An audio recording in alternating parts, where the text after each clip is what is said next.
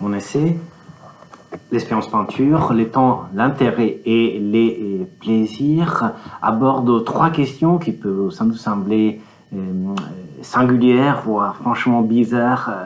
au lecteur. D'abord, quelle qualité doit avoir un tableau pour braver nos regards quotidiens, restant accrochés au mur de nos maisons pendant des mois, des semaines, voire des années. Deuxième question, à quel titre peut-on dire, on dit qu'un tableau est intéressant? Quelle pertinence il y a de cette catégorie par rapport au tableau? Enfin, troisième question, y a-t-il un rapport entre les plaisirs du peintre, les plaisirs que prend les peintres à voir surgir l'ouvrage sous ses yeux et sous ses mains, et les plaisirs du spectateur qui contemple la toile après coup. Or, ces trois questions, je disais, sont des questions bizarres, étonnantes de simplicité, et au moins ce que je peux juger, j'ai pu juger, très très souvent ou presque systématiquement délaissées, passées sous silence par les discours esthétiques. Or, ces silences sont d'autant plus étonnants que ces questions me semblent être au cœur des intérêts, des pratiques et des méditations, disons, de peintres eux-mêmes. C'est pour cette raison que, en ouverture de mon essai, j'ai dit que le contenu de ces textes est issu de quelque façon d'une expérience accompli des deux côtés du chevalet, c'est-à-dire du côté du spectateur, en arpentant les musées, en regardant des tableaux chez des amis ou des proches ou dans des galeries, mais aussi de l'autre côté, du côté du chevalet, qui est celui des peintres lui-même, et donc en arpentant aussi les ateliers, en parlant avec des peintres, en regardant surtout leurs pratiques de près, en cherchant à les analyser. Or, j'ai des questions bizarres et questions aussi difficiles à saisir et à articuler. Pour risquer des réponses à ces questions, j'ai adopté une stratégie qui m'est semblée l'unique possible, c'est-à-dire partir le plus souvent des témoignages de peintres eux-mêmes, témoignages directs ou indirects, et partir de ces témoignages, les décortiquer, les analyser, voir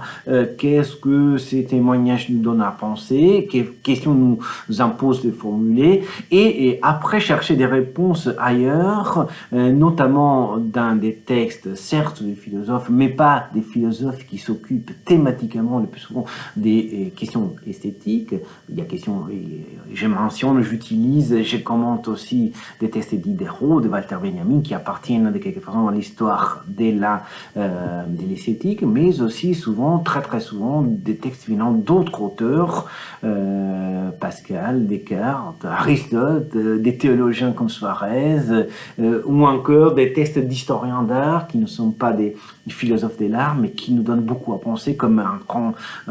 auteur comme Richard Wurmbrand. Or, je disais, questions qui viennent des pratiques picturales, quelles pratiques picturales que les témoignages des peintres suscitent, et des réponses que je cherche chez des penseurs, mais aussi et surtout, et ça c'est les points sur lesquels je voudrais insister le plus, c'est des réponses qui viennent aussi d'autres voix, les voix des auteurs littéraires et des poètes en particulier. Car si, qu'on l'a dit Courbet quelque part, je cite, si on pouvait expliquer les tableaux, les traduire en paroles, il n'y aurait pas besoin de les peindre. Or, il me semble que certains poèmes, certains poètes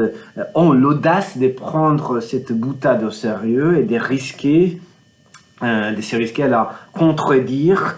important à la parole, cette expérience peinture, des questions que cette expérience suscite et les réponses qu'on peut leur apporter. Or, je disais 3 questions, je ne vais pas les explorer en détail ni reprendre les analyses que je propose dans les pages de cet essai. Je voudrais juste revenir sur ces 3 questions en montrant comment dire, la stratégie que j'adopte, la méthode que je me suis donnée peut s'avérer particulièrement intéressante. Première question, question de qualité des tableaux qui nous accompagnent dans nos vies quotidiennes, qui sont autour de nous. Une question d'ailleurs qui n'est pas si farfelue depuis quelques mois malheureusement, car nous avons passé beaucoup de temps encagés, enfermés dans les murs, dans nos maisons, dans nos appartements, en compagnie souvent de ces tableaux, des images que nous avons choisi d'avoir à côté de nous pendant un certain temps, un tableau ou reproduction. Or, cette question, quelle qualité doit avoir un tableau pour résister à nos regards quotidiens? Un tableau, par exemple, c'est souvent le cas, un tableau de piètre qualité, comme celui que vous voyez, pris au hasard, mais c'est un tableau d'un peintre presque inconnu, et qui est toutes les familles du village d'origine de ma femme ont des tableaux de ces peintres à la maison, même si ce n'est pas des tableaux extraordinaires. Mais bon, pourquoi ces tableaux peuvent résister accrochés au mur de nos maisons? Pourquoi des tableaux naïfs, des toiles naïfs ou des tableaux de piètre qualité peuvent résister à l'épreuve du regard? Or, pour répondre à cette question, j'ai par exemple mis en série 3 témoignages. Un témoignage venant d'un élève de Titien, les grands peintres, qui raconte que Titien avait l'habitude, comme beaucoup de peintres, de retourner les toiles ébauchées et les couvrir, les mettre contre le mur, les couvrir, les laisser de quelque façon mûrir pendant des semaines, des mois, des années avant de les retourner, les travailler. Et dit cet élève de Titien, quand il les retournait, Titien les regardait comme des ennemis, les dévisageait pour dénicher un défaut et les corriger, etc. Or, j'ai mis en série ces témoignages, un témoignage venant d'un auteur littéraire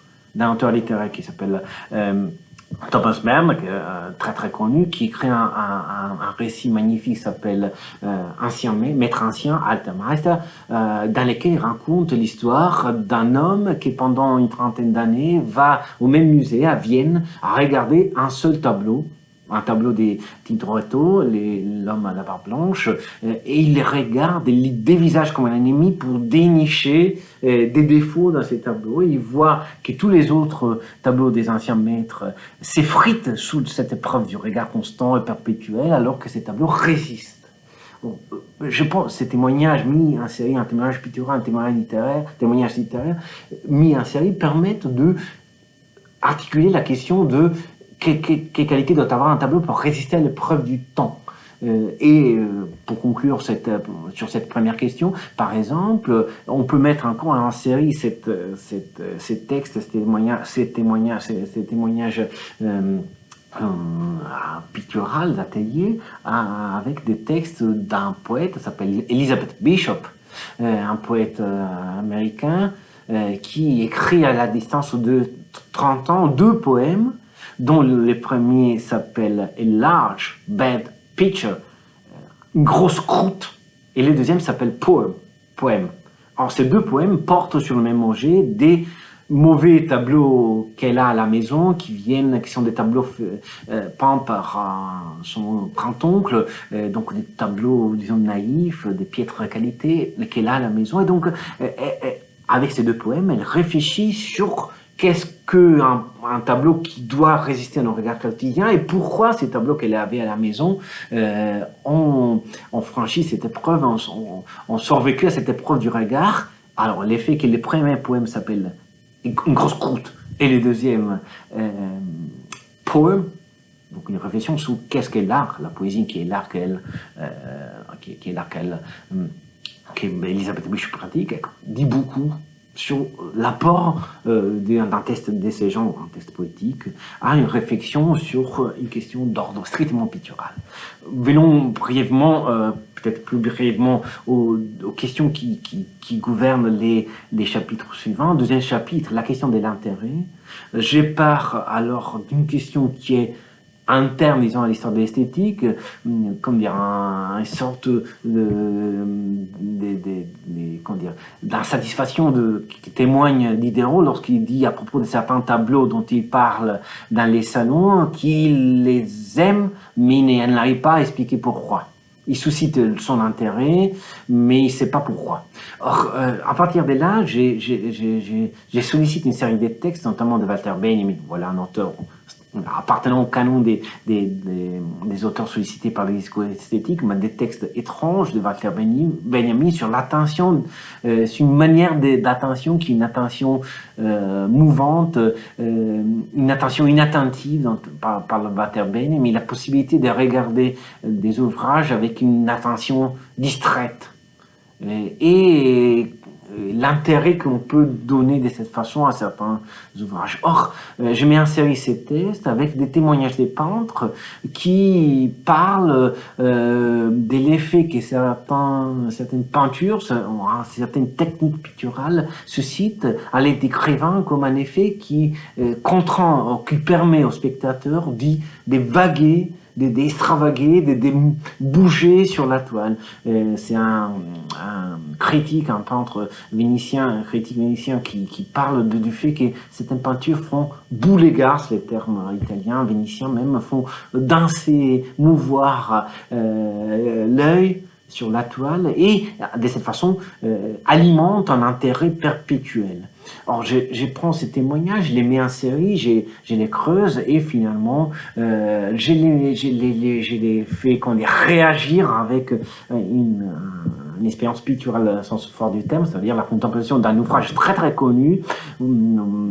cette toile de Bellini qui se trouve à Vicence, Les baptêmes du Christ, une toile extraordinaire, magnifique, extrêmement connue. Or, une toile qui pourtant nous suscite, si on la regarde de près, ou si on va la regarder sur place, disons, suscite un sentiment d'instabilité, un intérêt sans cesse renouvelé, ou un désir sans cesse renouvelé de la regarder encore et encore, de la regarder mieux. Et nous, on a un peu du mal à comprendre pourquoi nos yeux vont boulegar, pour utiliser les verbes que j'évoquais, vont sans cesse revenir sur l'image, la ressolliciter, la réexplorer. Il y a un intérêt perpétuel qui se renouvelle. On ne comprend pas très bien, mais si on la regarde de près, on peut voir une raison. Une raison qui est celle strictement technique, l'effet qu'il y a deux logiques des lumières différentes, une qui gouverne les figures au premier plan, la lumière vient des droites, et une qui gouverne les paysages derrière, où la lumière vient des gauches, et dans cette instabilité qui est après, augmentée par d'autres éléments du tableau, à cause de cette incohérence, notre regard est sans cesse sollicité à regarder un peu plus l'image, à l'explorer de nouveau, à la réarticuler. Voilà donc une manière de mettre en série une expérience picturale dans son sens fort du terme et des questions plus théoriques. Je vois que les temps passent très vite, donc je m'arrête sans doute là. Les mêmes types d'approches, je l'ai adopté en tout cas aussi pour la troisième question, celle du plaisir. Et là, la question est articulée un peu différemment à partir notamment du plaisir qu'on prouve à connaître, dont parle Aristote, et à la connaissance que la peinture permet d'acquérir, autant pour ce qui concerne les peintres lui-même qui les réalisent, autant pour les spectateurs qui la contemplent.